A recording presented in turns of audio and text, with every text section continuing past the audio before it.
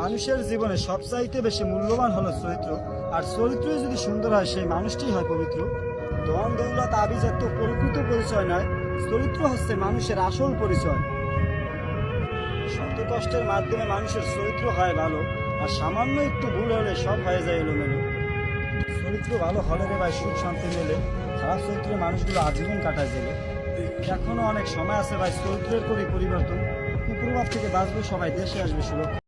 মানুষের জীবনে সবচাইতে বেশি মূল্যবান হলো চরিত্র।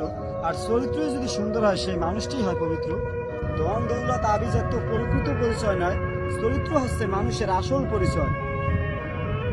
শত কষ্টের মাধ্যমে মানুষের চরিত্র হয় ভালো, আর সামান্য একটু ভুল হলে সব হয়ে যায় এলোমেলো। চরিত্র ভালো হলে রে ভাই সুখ শান্তি মেলে, খারাপ চরিত্রের মানুষগুলো আজীবন কাটায় জেলে। এখনো অনেক সময় আছে ভাই, চরিত্রের করি পরিবর্তন, কুপ্রভাব থেকে বাঁচবো সবাই, দেশে আসবে সুরক্ষা।